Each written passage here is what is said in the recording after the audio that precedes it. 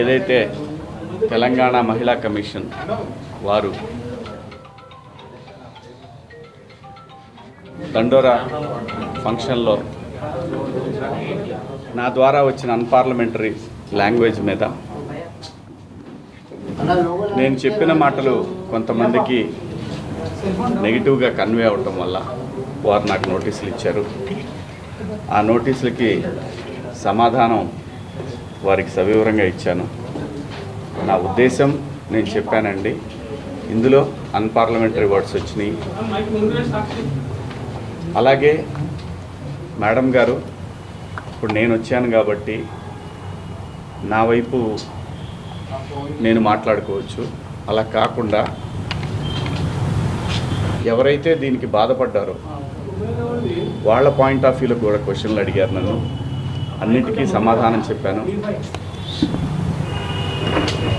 Madam గారు ఏమంటారంటే, మీది ఒక ప్రజల్ని ఇన్ఫ్లుయెన్స్ చేసే మీడియా కాబట్టి ఇవాళ మీరు అన్నారు కాబట్టి రేపటి నుంచి అందరూ ఆడవాళ్ళ మీద కామెంట్లు పెడతా ఉంటారు కదా అంటే, కరెక్టే మేడం. ఒక ఇన్ఫ్లుయెన్స్డ్ పర్సన్గా దయచేసి దీన్ని ఆపేద్దాం. ఎందుకంటే సమాజంలో ఇంకా చాలా విషయాలు ఉన్నాయి. ఇది మేడం గారు చెప్పిన దాని ప్రకారం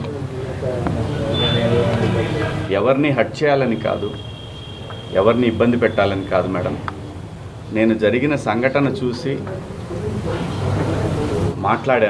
మాట్లాడిన అంశంలో తప్పుడు పదాలు దొర్లిని, దానికి అందరికీ నేను వివరణ ఇచ్చాను, నా అపాలజీస్ చెప్పాను అని కూడా చెప్పాను. మేడం గారు కూడా చూశారు.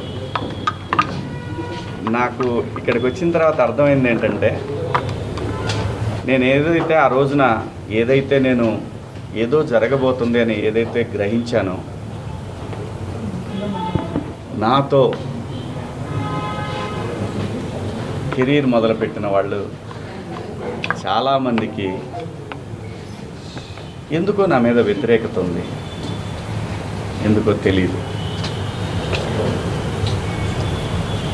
నేను ఒక సందర్భంలో, ఇది బయట తెలిసిన విషయం, ఒక సందర్భంలో ఎందుకు వీళ్ళకి నా మీద కోపం ఎందుకో నాకు తెలీదు. 30 సంవత్సరాలు అయింది నేను ఈ పరిశ్రమకు వచ్చి. ఈ 30 సంవత్సరాల్లో నేను ఏ ఒక్కరిని ఇబ్బంది పెట్టినా ఈ పాటికి ఎప్పుడో బయటకు వచ్చేది రాలేదు. వచ్చుంటే ఈ పాటికి మీరందరూ నా మీద ఎగబడేవాళ్ళు. చాలామంది నాకు తెలియదు అనుకుంటారు. ఎవరెవరు జూమ్ మీటింగులు పెట్టుకున్నారో, నాతో బాగా ఉండి నాతో మంచిగా మాట్లాడుతూ నా నటనని పొగుడుతూ ఉన్న, నాకు షాకింగ్, ఇంత కుట్ర జరగాలనా నా మీద? నేను అన్న పదానికి, ఆ 2 పదాలకి, నేను ఆవేశంలో మాట్లాడిన దానికి నాకు బాగా కావలసిన వాళ్ళు కూడా ఇంత కుట్ర చేయాలన్నా నా మీద? నేను మేడం గారు, ఆవిడ ఇది ఒక ప్రభుత్వం యొక్క సంస్థ. వ్యవస్థలను గౌరవించకపోతే సమాజం తప్పుడు దారిలో పడుతుంది, అన్రెస్ట్ ఏర్పడుతుంది. ఆవిడ చాలా హుందాగా, చాలా గౌరవంగా ఈ వ్యవస్థను నడిపిస్తూ ఉన్నారు. ఒక బిడ్డకి చెప్పినట్టు చెప్పారు, ఇది ఇలా తప్పు. నేను అడిగింది ఒకటే మేడం గారిని, మేడం గారు మీరు మీ డ్యూటీ చేశారు, మీరు చేసిన దానికి నేను గౌరవంగా నేను వచ్చి ఒక పౌరుడిగా నా బాధ్యత నేను నిర్వహించాను. ఇక్కడ ఇందాక నేను మాట్లాడిన నా కుట్ర విషయం వేరే, మేడం గారి సందర్భంలో జరిగింది వేరే. నన్ను అంతగా అసహించుకోవడానికి, మీరు నా మీద అంత జలసీ రావటానికి ఏమిటమ్మా కారణం? నేనేం తప్పు చేశాను? నా బుద్ధి గడ్డి తిని మీ నాన్న చెప్పడా మీ ఇంట్లో? మీ అమ్మ చెప్పదా మీ ఇంట్లో? అంత ద్వేషం ఎందుకు పెంచుకుంటున్నారు? వినా స్త్రీయ జననం నాస్తి. స్త్రీ లేకపోతే ప్రపంచమే లేదు. అసలు ఈ మానవాళ్లే లేదు. ఏ మగవాడు కూడా తన ఇంట్లో తన భార్య, తన బిడ్డ, తన అక్క చెల్లెళ్ళు, తన కుటుంబాలు ప్రతి ఒక్కడికి ఉంటాయి. ఇక్కడ ఎవరి మీద దాడి చేస్తున్నారని, ఆ డివిజన్ని తీసుకురావాలని ఎందుకు తహతహలాడిపోతూ ఉన్నారు? అందరి వాదన ఒకటే, స్త్రీని మహాలక్ష్మిలా చూసుకోవాలనుకుంటారు. ఎవరు బట్టలు ఎలా వేసుకుంటే నాకేంటమ్మా? మీరు ఎలాంటి బట్టలు వేసుకోవాలనేది మీ ఇష్టం. నేను ఒక తండ్రిలాగా నా దగ్గర హీరోయిన్లు అందరూ కూడా నాకు తండ్రిలాగా నేను పాత్రలు చేస్తున్నాను కాబట్టి నా బిడ్డలకు చెప్పినట్టు చెప్పానే కానీ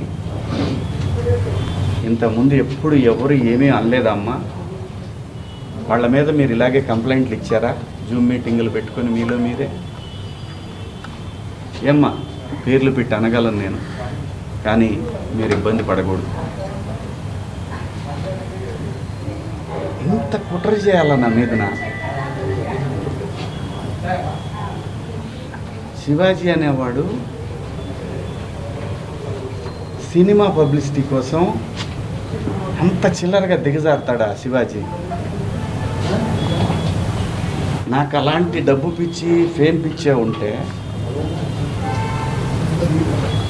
రాజకీయాల్లో నేను ఎక్కడో ఉండేవాడిని. ఒక సినిమా కోసం అంత దిగజారే మనిషి అయితే 13 సంవత్సరాల పాటు సినిమాకి దూరంగా జనం కోసం నిలబడేవాడినా. నాకు అనుకూలంగా ఉన్న గవర్నమెంట్లు వచ్చినా కూడా నేను ఏ రోజు పోయి ఒక పదవి అడగల. అది తెలంగాణలో అయినా, ఆంధ్రాలో అయినా, ఎక్కడైనా ప్రజల గురించి మాట్లాడాలనుకున్నాను తప్ప ఎవరు కుట్ర చేశారు, ఏం చేశారు, ఎలా చేశారు అనేది ఎప్పుడైనా ఊరికే మాట్లాడితే సరిపోదు. ఆధారాలు తీసుకుందాం, వాటికి సంబంధించి నేను మాట్లాడతాను. ధైర్యం ఉంటే నేను తప్పు చేశాను, శివాజీ దుర్మార్గుడు అని మీరు ప్రూవ్ చేయాలనుకుంటే మీకు వ్యవస్థలన్నీ తలుపులు తెరిచి ఉన్నాయి, రండి. కానీ దయచేసి నేను ఒకటే చెప్తున్నాను, ప్రపంచ వేదికల మీద ఒక 10 దేశాలు, ఒక 180 దేశాల ప్రజలు నిలబెట్టి, ఆడవాళ్ళని నిలబెట్టి, రిప్రజెంటేటివ్స్ అంటే ఒక శారీ కట్టుకున్న అమ్మాయిని మీరు ఇండియన్ కదా అని అడుగుతారు. అది ఈ దేశ పునాదులు. అంత మాత్రం చేత మీరు రోజు చీరలే కట్టుకొని చీరలే ఇచ్చేసి ఏ మూర్ఖుడు చెబుతాడమ్మా అలాగా? ఏ మూర్ఖుడు చెబుతాడు అలాగా? నాకేం పని? నా బిడ్డలు అనుకొని చెప్పాను తప్ప నాకేం వస్తుందండి? మీకేం అధికారం ఉంది? నాకే అధికారం లేదు, అదే చెప్తున్నా కదండి. అందరు హీరోయిన్లకు తల్లిదండ్రులు లేరా? హీరోయిన్లకు తల్లిదండ్రులు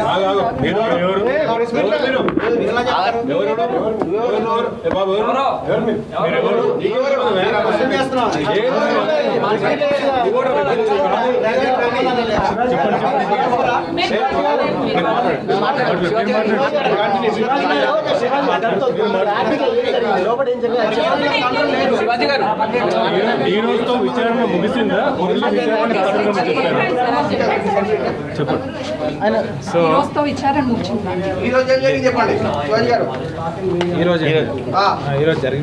ఈరోజు జరిగిన విషయం ఏంటంటే తప్పులేదు, ఆయన అభిప్రాయాన్ని నేను గౌరవిస్తాను.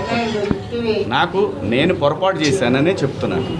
నేను అనవసరంగా సలహాలు ఇచ్చాను. ప్రపంచ వేదికల మీద అలాగా ఈ దేశం పునాదులు ఏర్పడినప్పుడు ఒక కుటుంబ వ్యవస్థ ఉంటుంది. కుటుంబ వ్యవస్థ ఈ ప్రపంచంలో అత్యద్భుతంగా ముందుకు వెళుతున్న ఏకైక వ్యవస్థ భారతదేశం. ఈ భారతదేశంలో ఎవరు ఎలా బతకాలనేది రాజ్యాంగం నిర్దేశిస్తుంది, నేను కాదు. ఒకవేళ ఎవరి హక్కులకైనా భంగం కలిగినప్పుడు దానికి ఇలాంటి వ్యవస్థలు ఉంటాయి. సో నాకు అర్థమైంది ఏంటంటే సలహాలు ఇవ్వటం మానుకోవాలి, సలహాలు ఇవ్వటం, మంచి మాటలు చెప్పటం మానుకోవాలి. ఎవరిదాడికి తెలుసు ఇక్కడ. శివాజీ గారు విచారణ ఈ ఒక్క రోజు నిమిషం, ముగిసిందా? అదే చెప్తాను. ఒక్క నిమిషం అమ్మా. నేను చెప్పాలనుకుని చెప్పనండి. మళ్ళీ అంటే నేను అనేది దీన్ని ఇంతటితో ముగించుదామని, ఈ డిస్కషన్ ఇంతటితో ముగిద్దామని చెప్తున్నా. ఎవరి అభిప్రాయాలు ఎవరి వాళ్ళకి తెలుసు. ఇక్కడ మంచి మాటలు చెప్పాను, చెడ్డ మాటలు చెప్పాను అనే దానికి బ్యారియర్ లేదు. Very clear. నేను వాళ్ళు అడిగిన వాటికి సమాధానాలు ఇచ్చాను. వాళ్ళు మళ్ళీ ఏదన్నా ఉంటే నాకు కాల్ చేస్తూ ఉన్నారు, నాకు మెసేజ్ పంపుతా ఉన్నారు. నేను అన్నాను, నా వల్ల ఎవరన్నా ఇబ్బంది పడినారని మీకు నేను ఇబ్బంది పెట్టానని మీకు ఎవరన్నా డైరెక్ట్గా వచ్చి కంప్లైంట్ ఇస్తే అప్పుడు కూడా నేను వచ్చి మీకు సమాధానం చెప్తాను మేడం అని చెప్పాను. థ్యాంక్ యూ అండి. మీ సార్, ఇప్పుడు ఫేస్ మీరు లో బాధ ఇచ్చేటువంటి- కనిపిస్తుందండి. సో అపాలజీ చెప్పారు, కానీ ప్రకాష్ రాజ్ మాత్రము ఇప్పటికీ చెత్తగా మాట్లాడాడు. శివాజీ ఆడవాళ్ళ పట్ల గౌరవమే లేదు అని చెప్తున్నాడు. ఏం చెప్తారు మీరు? నేను ఇంకా చూడలేదండి, చూసినాక చెప్తాను. సార్, మీరు ఇచ్చిన ఎక్స్ప్లెనేషన్ తోనే ఇప్పుడు ఈ మహిళా కమిషన్ యాక్సెప్ట్ చేశారు సార్. మీరు ఇచ్చిన స్టేట్మెంట్ మొత్తాన్ని వెనక్కి తీసుకున్నారా? ఆ 2 పదాలను మాత్రమే వెనక్కి తీసుకున్నారా? మీ మాటలకి కట్టుబడే ఉన్నారా? కేవలము 2 మాటలే పొరపాటుగా అన్నాను అన్నది మాత్రమే వెనక్కి తీసుకుంటున్నారు. వాళ్ళకి ఏవైతే నచ్చలేదో వాటికి నేను క్షమాపణ చెప్పాను. నేను ఇచ్చిన స్టేట్మెంట్ అలాగే ఉంది కదా, దాన్ని నేను వెనక్కి తీసుకున్నది ఆగుతుందా? కాదు కదా. నేను మంచి చెప్పటం తప్పు అనేది నాకు అర్థమైంది. మీకు Thank you. సోషల్ మీడియాలో విపరీతమైనటువంటి మద్దతు సపోర్ట్ కూడా వస్తుంది. చాలా ఏం పెద్ద చెప్తారు? ఎత్తున ఏం నేను చెప్తారు? అనేది ఒకటే, ఏమవుతుందంటే ఎవరినో పొగిడిన తర్వాత ఇంకో ఎవరినో విమర్శించినట్టు అవుతుంది. కాబట్టి ఈ విషయాన్ని ఇంతటితో వదిలేద్దాం. దయచేసి అందరూ కూడా ఎవరి అంతరాత్మలకు వాళ్ళకి తెలుసు ఏం జరుగుతుందనేది. అందరి అభిప్రాయాలను గౌరవిద్దాం. ఫైనల్లీ సోషల్ మీడియాలో మద్దతు శివాజీ గారు, పెరుగుతుంది ఒకటి- కాబట్టి ఇక మీద నుంచి కూడా అవేర్నెస్ కల్పిస్తూనే ఉంటారా? ఈ లైన్ స్టాండ్ తీసుకుంటారా? ఒకటి కేవలం ఒక్కరిద్దరు మాత్రమే మేము వ్యతిరేకించారు. బయట సామాన్య ప్రజలందరూ కూడా మీ వెంబడి ఉన్నారు. మద్దతు ఇస్తున్నారు. సో దీనికి మీరేమంటారు? నేను అవకాశం ఇచ్చానండి, కొంతమందికి మాట్లాడే అవకాశం ఇచ్చాను.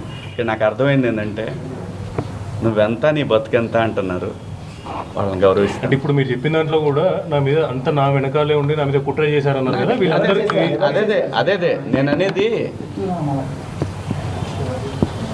నేను ఎవరికి భయపడను. అంటే మీకు బాధగా అనిపిస్తుందా? మీ నేను సహనటులే నేను మిమ్మల్ని నేను కామెంట్ చేయడం? నేను నేను బతుకు తెరువుకి వచ్చేవాడిని. ఇక్కడ కాకపోతే కష్టపడేవాడిని, ఇంకో చోట పోయి బతుకుతా. అంతేగాని ఆత్మాభిమానం చంపుకొని ఎవడికో భయపడి, ఎవడో బెదిరిస్తే, ఎవడో వార్నింగ్లు ఇస్తే భయపడే రకాన్ని కాదు. అంత మాత్రం చేత వ్యవస్థలను గౌరవించకుండా, నేనుంటున్న పరిశ్రమను గౌరవించకుండా అంత విలువలు లేని బతుకు నేనైతే బతకట్లేదు. నాగబాబు అంటే కూడా మీరు కామెంట్ హీరో రోల్స్ చేశారు. తర్వాత ఎలాంటి కూడా డ్రెస్సులు ఇప్పుడు వేసుకోవాలి కొన్ని అనేది ప్రత్యేకమైనటువంటి శివాజీ ఎలా రోల్స్ డిసైడ్ చేస్తున్నారు కదా, చేస్తారు అది అని ఎవరికైనా చెప్తున్నారు. ఏమంటారు? అదే. ఎవరి రోల్స్ అయినా తగ్గించే అవకాశం ఉంటుందని మీరు ప్రజలకు అనుకోవచ్చు. నా చూడండి, నాకు భగవంతుడు ఈ జన్మలో నటుడిగా బతుకమని ఇచ్చాడు. బతికే బతుకులో సమాజానికి ఉపయోగపడే విధంగా బతుకమని చెప్పాడు. నేను అలాగే బతుకుతున్నా. అన్నిటికీ, ప్రతి ఒక్క దానికి గుర్తుపెట్టుకోండి, కాలం కర్మ అన్నిటికీ సమాధానం చెప్తుంది. నేను ఒకటే చెప్తున్నా, నా వెనకాల అంత కుట్ర చేయాల్సిన అవసరం లేదు. నాకు ఈ సినిమా కాకపోతే నేను రైతు కొడుకుని, నాకు 30 ఎకరాల పొలం ఉంది, వెళ్ళి బతుకుతా. కానీ భయపడే రకాన్ని మాత్రం ఎప్పటికీ కాదు. ఇది పొగరు కాదు, ఇది నా ఆత్మాభిమానం. ఇది నా నాగబాబు అంటున్నారు మీరెవరు డ్రెస్ ఎలా వేసుకోవాలని చెప్పేవాళ్ళు. నాగబాబు గారిది నేను చూడలేదు. వీళ్ళిద్దరు మీరు చెప్పింది నేనేమీ చూడలేదు. అందరికీ నచ్చే విధంగా ఎవరు మాట్లాడలేరు. ఆఖరికి గాంధీజీ మీద కూడా హత్య జరిగింది. ఈ దేశంలో ఎవరిని, ఈ భూమి మీదనే ఎవరు సాటిస్ఫై చేయలేరు. యథార్థవాది, లోక విరోధి. మీడియా ముఖంగా మహిళలకి మరొకసారి ఏమైనా చెప్పాలనుకుంటున్నారా? మీడియా ముఖంగా మహిళలకి ఏమైనా చెప్పాలనుకుంటున్నారా? ఎవరు కుట్ర పన్నుతున్నారు ఏంటనేది కనిపిస్తానే ఉంది. వాళ్ళకి ధైర్యం వచ్చి మాట్లాడిన ఆ ఇద్దరిని మీరు మీ బయట కుట్ర చేస్తామని చెప్తున్నారా? చిచ్చి పాపం వాళ్ళకి ఏం సంబంధం లేదు. వాళ్ళ అమాయకులు అంతే. మీడియా ముఖంగా మహిళలకి మరొకసారి ఏమన్నా చెప్పాలనుకుంటున్నారా? నేను మహిళలకి చెప్పాల్సింది ఏమీ లేదు. దయచేసి ఒరే అబ్బాయిలో, మన ఇంట్లో ఆడవాళ్ళు ఉన్నారు, వీళ్ళని నాకు తెలిసి మొన్న కూడా అది క్రేజీలో జరిగిన ఇన్సిడెంట్. ఒక ఆర్టిస్టులు కనపడ్డప్పుడు జనాలు పిల్లలు ఎగబడతారు. అదేమైందంటే ఇబ్బందికరంగా అనిపిస్తుంది. ఆ పాపం వాళ్ళకేంటంటే నేను భాష రాదని మాత్రమే చెప్పాను కానీ లేకపోతే ఆ సలహా కూడా ఇచ్చేవాడిని కాదు. ఎంబ్రాసింగ్గా ఫీల్ అయిందని ఓ మాట చెప్దామనే దాంట్లో మాటలు తూలాను. దానికి అపాలజీ కూడా చెప్పేశాను. థ్యాంక్ యూ అండి. మీడియా సోదరులకు కూడా నేను చెప్పేది ఏంటంటే వదిలేద్దాం దీన్ని.